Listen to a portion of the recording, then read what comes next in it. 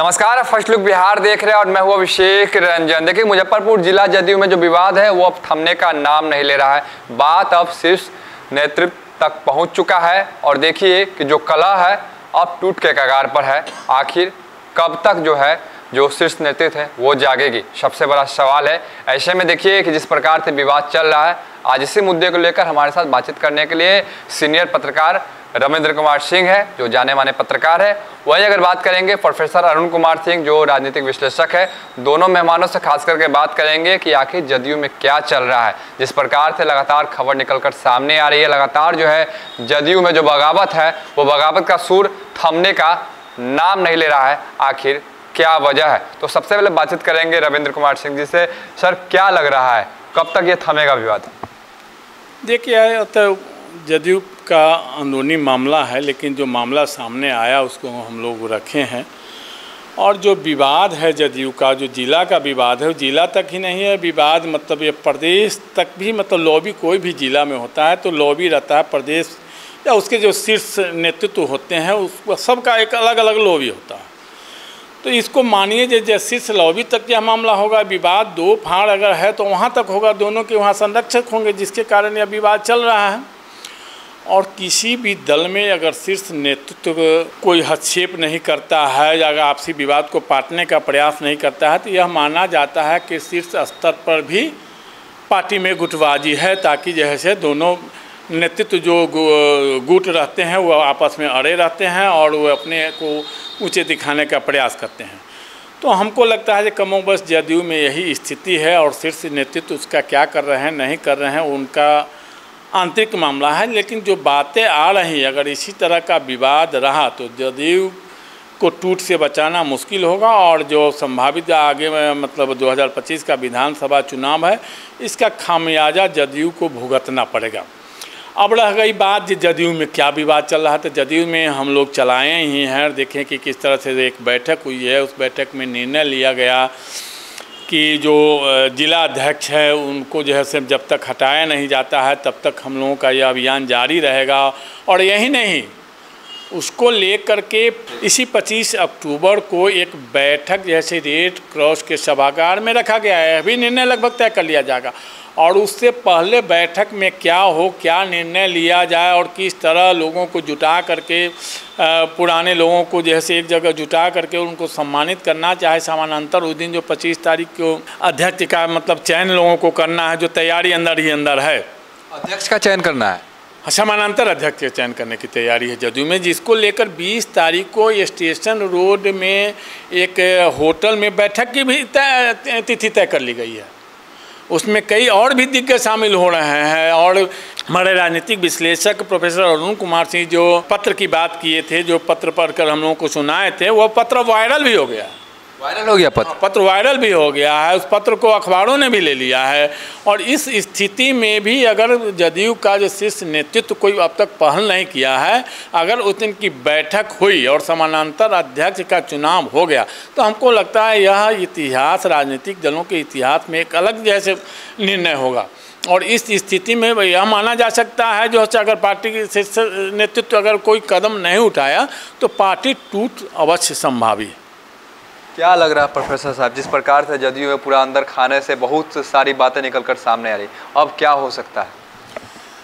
देखिए, ऐसा है कि ये जदयू की बात नहीं है। भारतवर्ष के और बिहार के अधिकांश राजनीतिक दल व्यक्ति केंद्रित हैं। जैसे आप देख रहे हैं कि समता पार्टी का जब निर्माण हुआ था तो मुख्य रूप से दो लोग इसके निर्माण करता थे, जॉर्ज फर्नांडिस और नीतीश कुमार जी, और उनके साथ अन्य लोग भी थे। बाद में उसमें राजद में जो टूट हुई और शरद यादव अलग हुए और शरद यादव और समता पार्टी का विलय हुआ और तब उसका नाम दिया गया जनता दल यूनाइटेड, जनता दल यू जिसको हम लोग कहते हैं। कालांतर में जॉर्ज फर्नांडिस नहीं रहे, अब शरद यादव भी नहीं है। बाद में बीच में ही शरद यादव ने फिर ये जनता दल यू से अपने को अलग कर लिया और अपनी पार्टी उन्होंने बनाया था। बाद में राजद से के टिकट वगैरह पर चुनाव लड़े। तो एक तरह से जदयू जो है वो पूरे तरह से एक व्यक्ति नीतीश कुमार पर आश्रित हो गई है। अब नीतीश कुमार कभी किसी को कार्यकारी अध्यक्ष बनाते हैं, कभी किसी को महासचिव बनाते हैं। जैसे अभी आपने देखा कि संजय झा कार्यकारी अध्यक्ष हैं, राष्ट्रीय कार्यकारी अध्यक्ष हैं, और राज्य के जो अध्यक्ष हैं वो उमेश कुशवाहा जी हैं। अब उमेश कुशवाहा जी के बारे में कहा जाता है कि उनकी पटरी एकदम नहीं है, वो वैशाली के ही हैं उपेंद्र कुशवाहा जी, उनसे एकदम 36 का उनका आंकड़ा चलता है। तो ये जो नीचे के लोग हैं उनका तो जनता से संवाद या जनता का से संवाद तो दूर की बात है, अपने पार्टी के लोगों से संवाद होना चाहिए। लेकिन ऐसा लगता है कि ये सब लोग अपने सुप्रीमो को खुश करने में लगे रहते हैं कि भाई सुप्रीमो अगर ठीक रहेंगे तो हम अपने पद पर बने रहेंगे।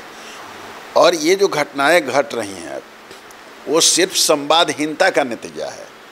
अगर समय रहते जो सवाल यहाँ खड़े किए गए, कोई खड़ा किया, किसी ने खड़ा किया, वो कोई पार्षद हो सकते हैं, कोई पूर्व मंत्री हो सकते हैं, या कोई अन्य कोई पार्टी का फंक्शनरी हो सकता है, तो उस पर तुरंत संज्ञान लेके अगर सबको बैठा के और उस समस्या का समाधान किया जाए तो बात आगे नहीं बढ़ेगी।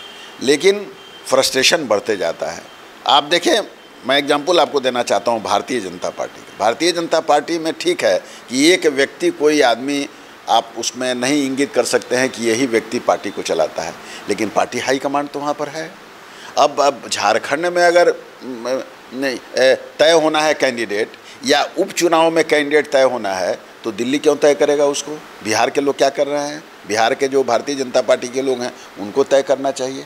तो ये जो सेंट्रलाइजेशन की प्रवृत्ति है, केंद्रीकरण की प्रवृत्ति है, वो डेमोक्रेसी के लिए बहुत खतरनाक है। आप देख रहे हैं जन सुराज पार्टी में कहने के लिए वहाँ पर एक IFS को, जो मनोज भारती जी हैं, IFS को वहाँ अध्यक्ष बना दिया गया, कार्यवाहक अध्यक्ष बना दिया गया। अभी तरारी से एक कैंडिडेट की घोषणा हुई। आप देखिए वहाँ पर उस प्रेस कॉन्फ्रेंस में वो बेचारा जो अध्यक्ष है वो चुपचाप बैठा हुआ है, और वहाँ पर जो भी बोलना हो रहा है वो प्रशांत किशोर जी बोल रहे हैं। तो ये जो प्रवृत्ति है सुप्रीमो की, आप आम आदमी पार्टी में देखिए कि वहाँ जो बोलेंगे सो केजरीवाल बोलेंगे। अभी बेचारी अतिशी है, मुख्यमंत्री तो अतिशी हैं, लेकिन मुख्यमंत्री जहाँ जाएंगी वहाँ सबसे पहले जो है सो वो स्वागत करेंगे केजरीवाल जी का।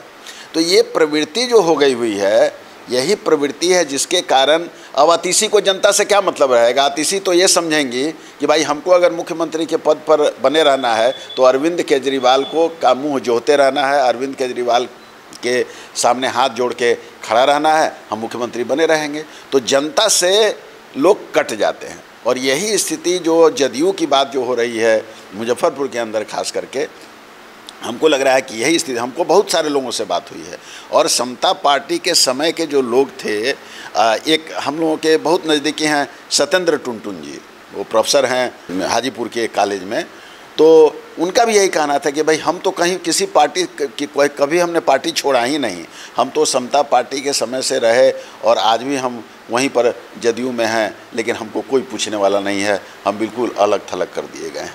तो कहने का मतलब है कि कुछ लोग हैं जो बातों को सामने में ला देते हैं, लेकिन जो व्यवस्था चल रही है उसमें मर्माहत सब लोग हैं। तो निश्चित रूप से जनता दल यू जो है वो यहाँ की शासक पार्टी है, मुख्यमंत्री लगातार 20 वर्षों से हैं, और उस पार्टी में अगर इस तरह की बातें चल रही हों, जिस पार्टी में एक बहुत हिरार्की है, संजय झा जी राष्ट्रीय कार्यकारी अध्यक्ष हैं, अभी दो आदमी को, अशोक चौधरी जी को और श्याम रजक जी को राष्ट्रीय महासचिव बनाया गया है।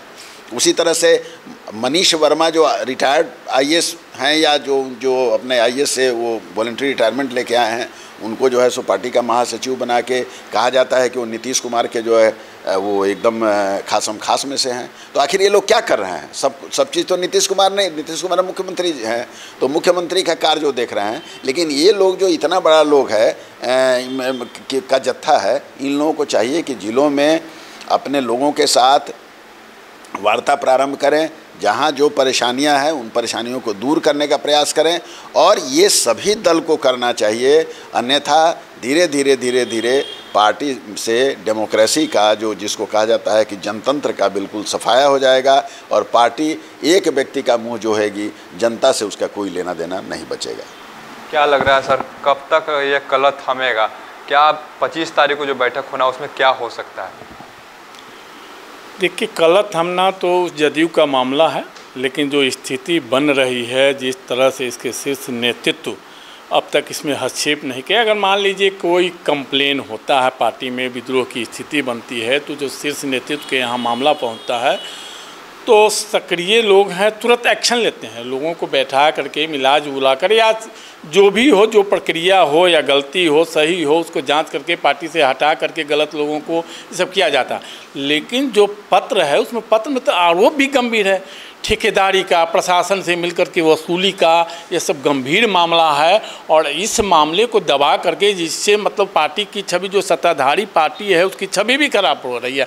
आम लोगों में यह मैसेज जा रहा है कि जो पार्टी में वसूली को लेकर के, ठेकेदारी को लेकर के, सत्ता में मतलब प्रशासन से मिल करके रहने के लिए और इधर उधर के काम करने के लिए इस तरह की बात हो रही है, तो बहुत ही गंभीर मामला है। अगर यह स्थिति रही तो जनता भी अब पहले की तरह है नहीं, जो जनता नहीं समझती है, जनता समझ रही है। जो मामला आ रहा है, जो वास्तव में लोग हो सकते हैं, ठेकेदारी का विवाद हो चाहे जो विवाद हो, तो ऐसी स्थिति में अगर पार्टी निर्णय नहीं ले रही है और 20 तारीख को मतलब एक बैठक करने के बाद फिर दूसरी बैठक और दूसरी बैठक के बाद मतलब तीसरा एक सम्मेलन के रूप में बुलाया जा रहा है, जिसमें संभवतः जो बातें आ रही हैं पार्टी के अंदरूनी सूत्रों के अनुसार, जो बातें चर्चा में आ रही हैं, उसमें समानांतर अध्यक्ष का चयन भी हो जाएगा।